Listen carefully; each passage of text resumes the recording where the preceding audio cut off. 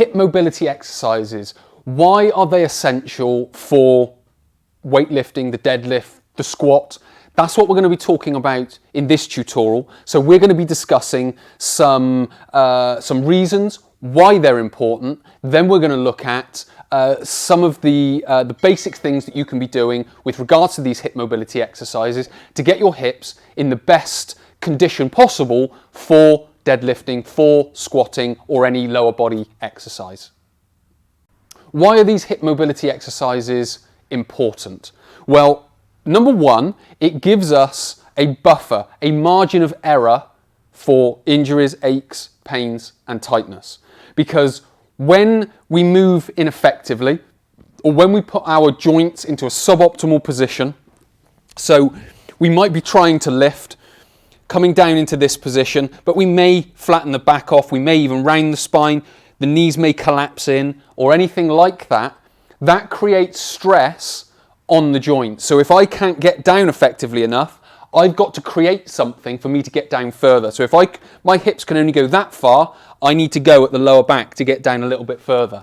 Or, for example, if I'm coming down and what I'm noticing is when I get down here, my knees are collapsing in, again, that's creating stress on the inside of the knees. So by improving the function of the hips, removes that stress away from the area and spreads it throughout the joints of the knee, the hip, and the lower back.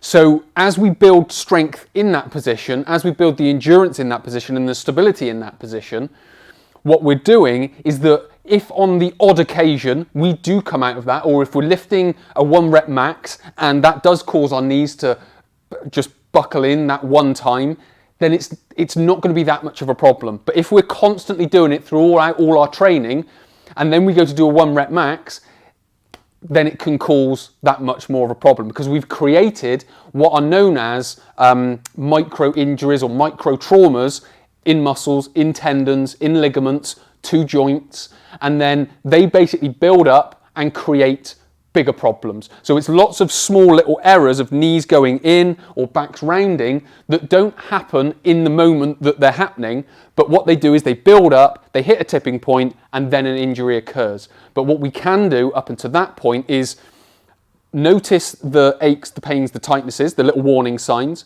but the most important bit is to get the good hips so we avoid that altogether.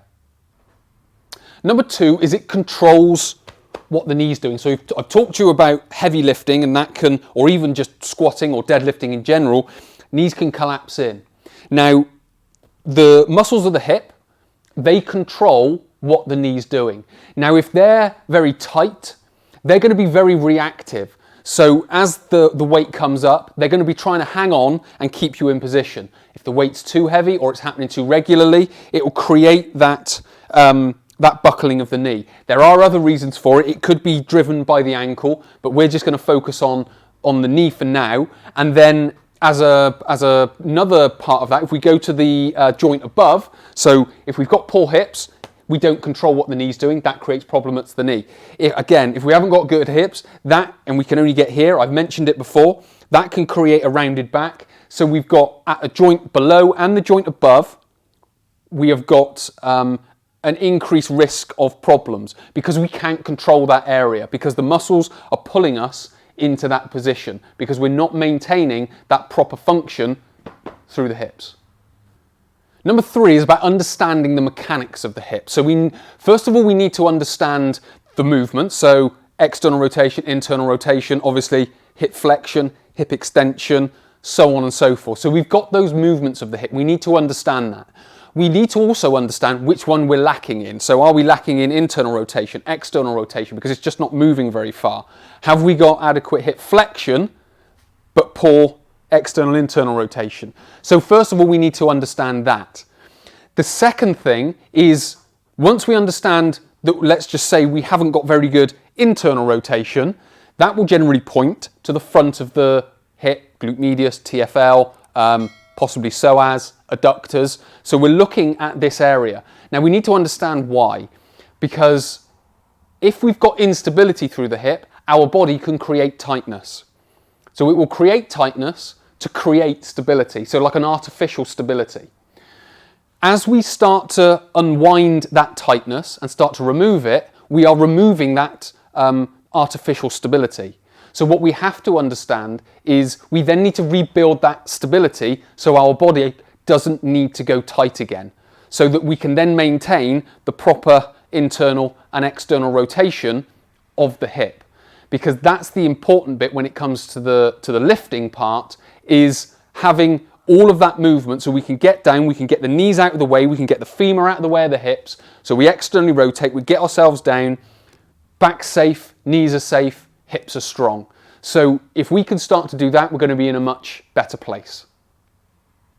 For the quick workout, we're going to start with a foam roller. It's very simple, it's very basic, very easily accessible to a lot of people. So I know there are different fads and trends and techniques out there. That's absolutely fine. We want to get the hip internal and external rotation working more effectively, and that's what we're going to focus on. So the muscles we're going to be looking at: glute medius, TFL. There are others involved, so as adductors, I understand that, but we're just going to focus on these two. With regards to internal rotation, it's the anterior fibers of glute medius, glute minimus into TFL. For external rotation, it's glute medius, or the posterior fibers of glute medius, glute minimus. So all we're going to do, we're going to come down, we're going to go on the side of the pelvis between the neck of the femur and the top of the pelvis, the ilium and the iliac crest. So we're going to go into this position and we're just going to rock back and forward. Now again, it's a very simple technique. If it's very tight, this will probably be relatively effective for you. If you are using other techniques and they're working, by all means, great, continue using them. But from a fundamentals perspective, just getting the muscle hydrated like this, getting the muscle moving with a bit of self-massage, again like this, is a very easy way just to start opening up, hydrating, and getting the muscle to start to function a little bit more effectively. So all I'm doing is just rocking back and forth from the posterior fibers onto the anterior fibers. And again, I can rock all the way onto TFL as well. What I can also do is just a short movement up and down. So it is just back and forth, so on and so forth. So I can do that all the way onto the posterior fibers, onto the medial fibers, lateral fibers, all the way onto the anterior fibers. So again, it's just an understanding that we want to get that moving. So we may do that for a minute or two.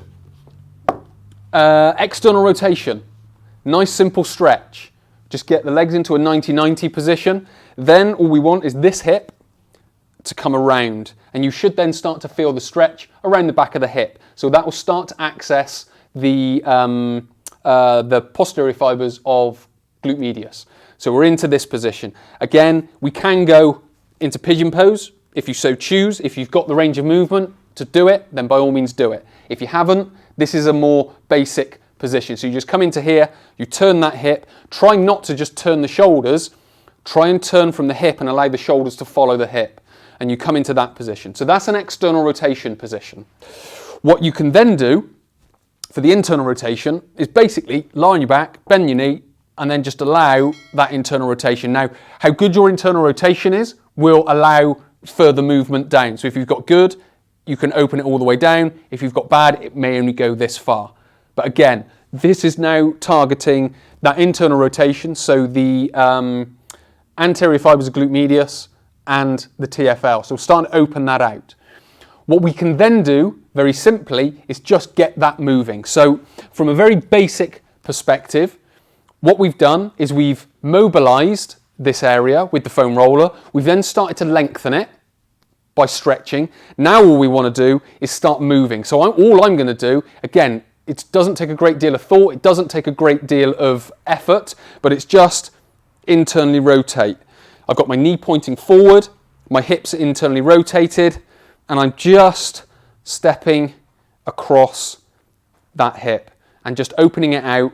So what I can do is gain a little bit more of that internal rotation. So once I've gone through that, I've done a minute or two's foam rolling, minute or two of each of the stretches, and then 10 to 12 of those reps. All I would then do is just go in, okay, good, I've got a bit of extra external and internal rotation now. So I've got that very simple process to put in place before I do any lower body exercises. If you need any help with your hip mobility and any hip mobility exercises.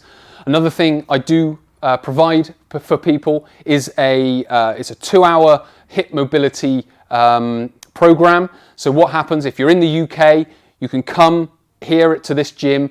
I will take you through the basic part of the consultation, full assessment of the hip.